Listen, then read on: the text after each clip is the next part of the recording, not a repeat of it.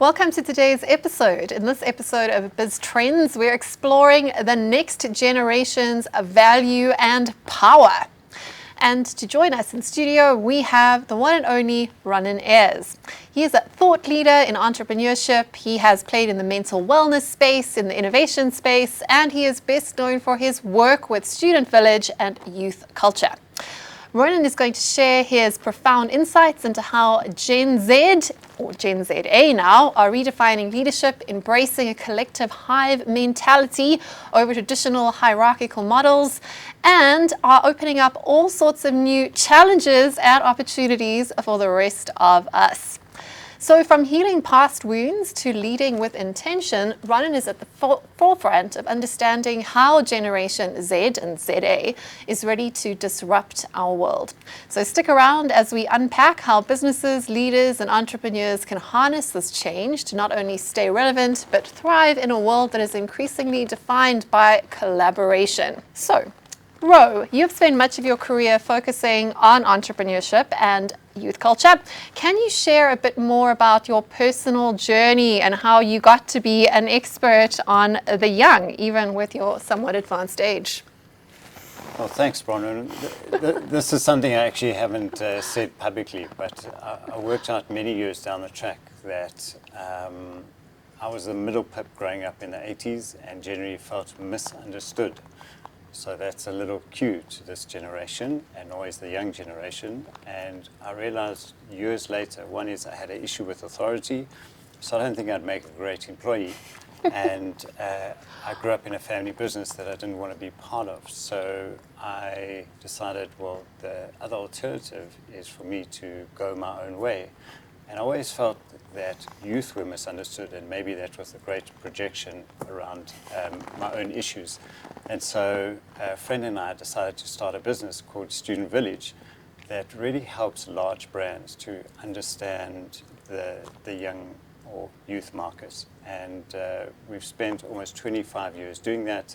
And so I think I'm on my third generation now, so I've seen a lot. You've seen a lot, you put in the hours, and you're also a parent, right? So you do have some like in situ case studies to keep you on your toes. Yeah, so I have 3 Z's and an A. So yeah, I've got Gen ZA covered perfectly. Can you just take a step back and explain to our listeners what Generation Z and A, or ZA together, are, in your opinion? So in my opinion, Gen Z are generally the born frees. These are the youth and maybe not so young anymore, the young ones that were born in the new South Africa, so post-94. Generally you look at 96 onwards, and now people are looking at from 2000 onwards. So it's roughly in that period that you have people that were born at that time, which are now basically in the workplace, those that were born then, and they're actually probably junior managers at the moment, so they're not kids anymore. And so the next generation starts somewhere around 2013, 2014, and that's Gen Alpha. And to sum them up, they're just a more intense version of Gen Z. And so Gen ZA would be the young generation of South Africa. Or as I like to put it, the difference between Z and A is that Z is all about chaos, whereas A is all about order. But a lot of the underlying values and shifts are the same. They're going to play out in slightly different ways. But let's get back to why these young people matter. Of course, young people matter. But what is it about young people today, or Generation ZA in particular, that is so primed to breach the status quo as we know it? Why does this cohort of young people feel so much more disruptive to businesses, to employers, and to parents too? So I think they're all of the above to everyone. No one is spared from them. And what you get from this generation is that authenticity is their main driver. So they're almost on Tourette's in some ways, is that they're so unapologetically themselves that they live in a world without filters. So the way they want to work, the way they want to buy, the way they want to do things, they really, authenticity and individuality are huge drivers in how they approach the world. So they are really rewiring the way we do things, and for most of them, like you can take one example of mental health in the workplace. If they feel that their mental health is going to be compromised in any way, they'd much rather leave than actually deal with the systemic issue. So they'll tap out and rather sit on the couch and do their own thing versus sticking around. So they're not into the old way of doing things, and the tension that you have between old and new generations is all, which way is better, my way or your way, because I'm more experienced, and on the other side, I've got new ideas and you're antiquated. So really what you're seeing is the dinosaurs are really going to be endangered species again. Well, that's always the case, isn't it? Every generation kind of plants its own seeds of destruction in the next, and on we go. But let's go back to those defining characteristics you mentioned, authenticity and individuality, which are very much core to what's going on with young people at the moment. But that authenticity, that cultural sort of kudos, it is also being enabled and empowered by macro trends, the environment that this generational cohort is growing up in. And from my perspective, the two overarching macro drivers of change that you simply can't avoid at the moment are that of globalization and automation. So at the center of that quite complicated Venn diagram, where we've got Generation ZA, we've got automation, we've got globalization, what are the opportunities emerging for South African in particular, but African in general, young people, given those drivers of change? So if those are the major drivers of change, you've got to think, well, what are our unique dynamics? Well, we have over a third of the population are young people. A lot of them, you would say, over 40% are either unemployed or unemployed. It's not to say they don't have skills. And so if you've got all these macro trends that can play in your favor, they become the opportunity in themselves. So if they're certainly, those that have got it together are really good at making themselves the brand. If they can make themselves the brand, they will have a following. The following becomes not only the audience, but they become this trusted channel. So if you can source goods for cheap, if you can work out your own ways of doing things and create your own brand around you, suddenly you're the distribution channel. So it's no longer the media. You are the media, the distribution channel, and the enabler for brands to do commerce. Now, some cultural analysts have said that the era of brands is almost dead in the water, at least brands as we know them. Brands from the advertising or mass media era, which were brands that were very top-down, told people how to think, what to want, how to dress, what sort of things you want to aspire towards. But that's kind of breaking down, and influence there is shifting from brand top-down towards influence grassroots up. Can you talk a bit about that power shift that's going on as to where the critical mass of consumer attention and therefore value is going to lie? Yeah, so in this market, you have to be very careful about what they tell you and what they do, because there's always there's a disconnect there. But really, what you're seeing is there's an underlying thing around trust. So they've been brought up, or they've grown up in a world that there's so much fake in the world. So their radars are always looking for, like, to spot the fake or spot something that's not right, or the conspiracy theory, or all of that, because we grew up in a world where we could assume certain truths. Here they assume most things are fake. So this generation basically has an underlying issue with trust. They've got trust issues. And so to overcome that, and we've seen that in purchasing behavior, who do they look towards when they're purchasing an item? They look at friends and family, and they look at influencers they can trust. So those are generally not celebs. These are people that they know. They know that they're using these products because they believe in it and they can trust them. And so trust becomes a currency within this market. And so with all the macro things at play, trust through this decentralized distribution network is what's going to win in this market. So decentralized brands, decentralized trust, and of course then collected or connected to global supply chains, which is where it gets really, really interesting.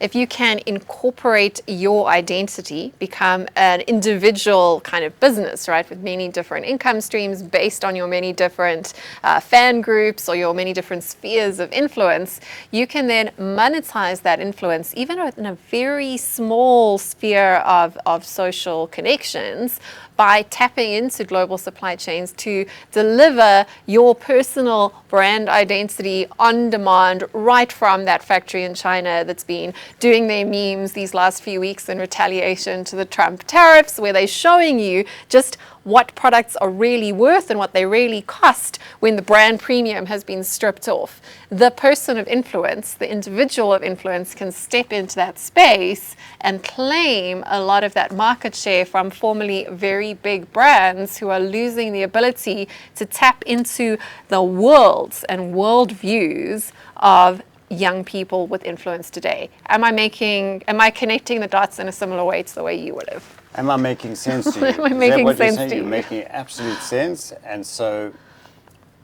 you know, what you have with this market, that those that, and I say again, that can get it together, literally have the world at their I would say at their thumbs.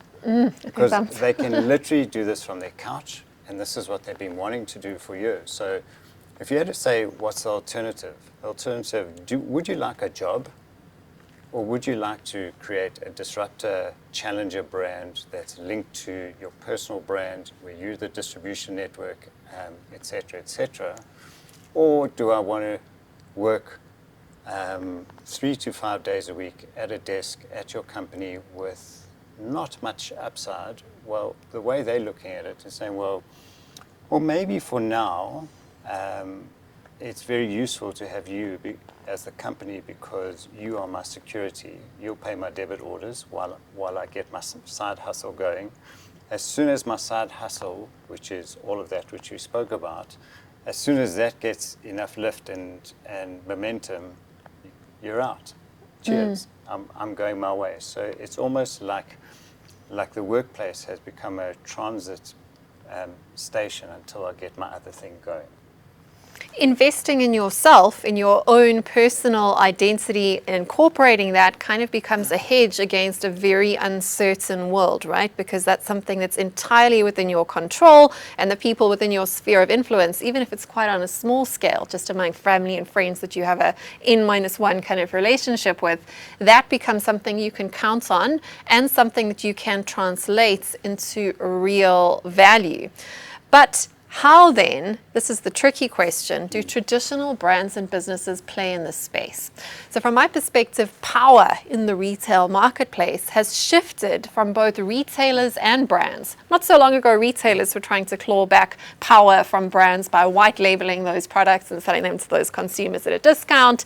Of course, platforms in the online space have also tried to undermine the value of brands. And now, of course, you've got global factories literally pulling back the curtain on what brand value really is and offering opportunities for creators and for people of influence, rather than influencers, of course, to connect directly with those supply chains and sell whatever they can imagine, enabled by artificial intelligence, directly from global factories to their fans and families and circles of influence again. So where then do traditional brands fit into this picture? Is there a place for them in your perspective? Or what do they need to do to shapeshift in order to connect with someone of this mindset where I am incorporated and I'm distrustful of your brand, I'm distrustful of your business, I'm distrustful of the entire idea of capitalism, in fact, and I can only rely on myself and the people that I know and trust and connect with? So answer the hard question there.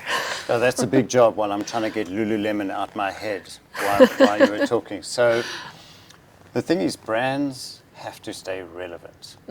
If they want even a sniff of this market, they have to stay relevant. A few years ago, you would have said brands that are relevant are ones that are kinder to the environment, have social justice values, believe in diversity and inclusion, etc., etc.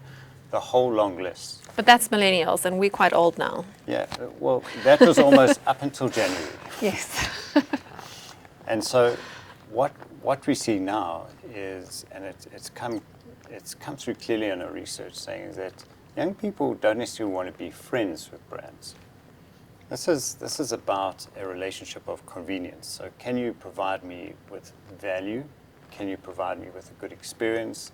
Are you relevant to me? And do you elevate my personal brand? So it's become a lot more transactional as opposed to we're going to do life together. It's like we're going to do this chapter together, and if it works out, maybe there'll be another chapter. So there's no real loyalty by design. It's more transactional. If it works out for me now, cool. Otherwise, I'll change my mind. So it's quite a fickle, fluid generation. So it's very tricky to kind of expect loyalty from them. And in terms of other ways, is really get down to grassroots levels. Look at those nano and micro influencers that really wield power in this decentralized network. There's a plethora of them. There are thousands of them that run their own side hustles, their own businesses, that have real credibility in their micro communities. And so it's less about mass media, it's more about being super relevant to their world in their smaller communities. And having a real relationship. So it's this idea that the individual doesn't need the brand to give them identity, but rather the brand needs to support the identity that I am curating. Again, the power shifts there, right, to the individual. So there's almost a humility that's required with brands to play in the space. And what about adaptability? Because very similar to what I was talking about with creators being able to use AI to come up with products and services and clothing they might want to wear, from imagination to screen, from screen to pipeline. Then what do brands need to give up in terms of flexibility of co-creating or even world building with this kind of a new consumer? So just picture yourself as a brand manager sitting somewhere maybe in Dubai, and you're dealing with a South African or African audience, and you get this new campaign, and you're a sneaker brand, and you want the same content to go out because you want things to look consistent amongst all your markets. And guess what?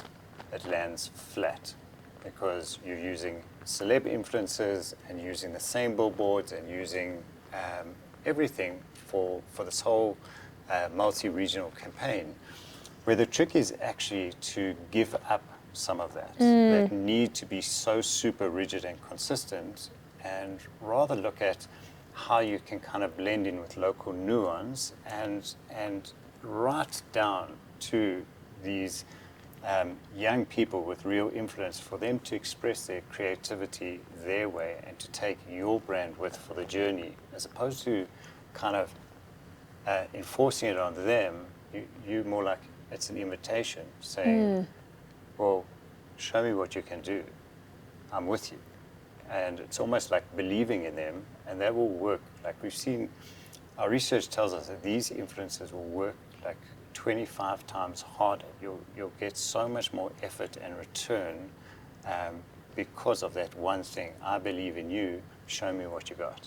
This idea of being open up to remix, or to allowing creative control and creative direction to reside with the person of influence rather than with your creative director that's imposing things kind of top down. So this is a diametric shift from what branding was not so long ago. The way branding is still taught in school, which is about having control and having consistency, whereas now it's about flexibility and relinquishing that control. This is different from the sort of millennial era kind of like allow the customer to design the sneaker, right? To choose what color the tick is on the Nike swoop on the side of the shoe. This is a whole different way of relinquishing control and working with people bottom up rather than top down. But I suppose my question for you there is, what is your insight in terms of the nuance there, where there are any particular opportunities or challenges brands should be aware of when it comes to Generation ZA in the South African context as opposed to the global cohort? So the similarities, obviously the things we've spoken about here, because automation and globalization are borderless, but what are the unique nuances that we should be paying attention to from a business perspective in the African Gen ZA context? Yeah, so remembering that they're not homogeneous, they're not all the same, which is similar globally, but what you have in the Gen ZA market is it represents the South African economy brilliantly. And the thing is, you have the haves, I guess. So you have a small pocket that are almost wealthy relative to the rest of the country, and then it kind of, there's a long tail that goes all the way down. And so really what you're looking at is shifting priorities. And so as a brand, you've got to know that a young person is sourcing their money from multiple places. They're always incorporated individual again, right? Yeah. Lots of income streams, even if those streams are quite small. Yeah, sometimes family, sometimes the government, family, side hustles, part-time jobs, you name it. They're sourcing from everywhere. And there is a pecking order. And what we've seen a shift in the last few years is that things have become so expensive for the basics that the basics have become the new lux. So if you look at, say, stuff like food and transport will take up a third to half their monthly budget. So even though they're saving, and we've seen up to, like on average, almost $1,800 a month, the question is, are they saving to spend or saving for a rainy day? That's a whole other conversation. But really the nuance here is that because things have become so expensive, is that the basics are the new luxury. But in any given month, what you're going to see is a young person will say, well, I'll have less of that, of the basics, while I'm either saving up or I really want something now. So I want clothes, I want sneakers, I want a new phone, I need a new laptop, all the things that I need to have. So it's a generation that want to have it all, may not have the means, but they'll make a plan through either reprioritization, sourcing from their multiple sources, or as we see now, they'll buy now and pay later. Fine. That's very South African. It's a make a plan generation and a make a plan country, right? This is the resourceful sort of attitude that we've brought our families up with in South Africa for generations, and I think that probably sets young Africans up at an advantage of the degrowing global West, right? Where young people have not been brought up with resilience or with make a plan kind of attitude. But I do want to pick up on one of the things you said, and that is the sort of investing or saving up for things like laptops, cameras, and clothes, of course. And I think that just reinforces a lot of the sort of threads you were talking about today. This idea that you are an incorporated individual. Every individual is required to run themselves like a business. And part of that running yourself like a business, in order to have influence to trade for cash, for kind, you need to look the part, right? So investing in your personal appearance is not a frivolous act at all. It becomes a means of survival, because looking good in the right place could be the career break you need to land the deal with that business or to connect with that community. And I think that just sort of reinforces this thing that we have to build our individual brands, but this is not the millennial Gen X way of building your personal brand by saying the right things on the right platforms. It's about showing up and connecting everywhere you are seen, because that connection, that personal connection with your family, your friends, the people that see you, that interact with you, that work with you, is your ticket to that next opportunity. Absolutely. So a number of years ago, the way you looked was all about I've arrived. You know, so I may be 18, but I'm going to be hanging out. I'm going to be looking as if I'm 25. I'm going to be in the right places, doing the right things, and it's all about kind of forward projecting the life that I want. Now, and we used to call it a bottom-up approach. I first wanted sneakers, clothes, then a phone, etc. It's now kind of switched. It's top-down, so I want clothes, then sneakers, then electronics. And that's after taking the basics into account. And really, it's about, this is not necessarily a uniform that makes me look good. This is me. So me is actually bigger than the brands that I'm wearing. They're just enhancing the me. And me, that brand, is my currency. It is my credit card. Yeah. And I guess maybe from the previous question, here's one other health warning for brands out there, is that many years ago, and when you speak to brand managers and say, yeah, let's just get a few students to represent our brand, well, they're a lot more discerning these days than they were before, because now they look at brands according to relative to their own personal brands. So they've got their own matrix to decide, well, does that brand represent the me? Because if there is any conflict there, so they're interviewing the brand just as much as the brand wants them. So we're getting a lot of no's. That doesn't work for me. That brand doesn't suit my personal image or my values. And that's a massive, massive shift. Again, that power balance is just decentralized. So you've got to be looking in very different places, and the old strategies are simply not going to work going forward, not with what's available on the table at the moment. But as a closing question, from your perspective as someone that deals with the future in the form of the next and present generation, what is your one, perhaps, biggest projection going forward as to the most likely opportunity that you don't want to miss out on the next sort of 10 years? So what is the wave that you don't want to miss surfing when it comes to connecting with this generation? So when I speak to brands, I speak to people, and I tell them, if you want to know about the future, just watch young people. So you can watch which platforms they're on, how they do things, what they want to do. And so really, I think in 10 years' time, this generation won't want to own anything. They would just want probably a lot of money. A lot of it will be in crypto. And I think they'll be running their own businesses. I think we're birthing a generation filled with hustlers, that there'll be a large percentage of entrepreneurs that will come out of this, and these entrepreneurs will disrupt the corporate space. So you're going to see new businesses that are going to solve today's problems, both social and financial, commercial, etc., across industries. And the way they're going to do things is probably in a more equitable manner. So what we're seeing is a redress in how we work, how things are earned, and who gets what.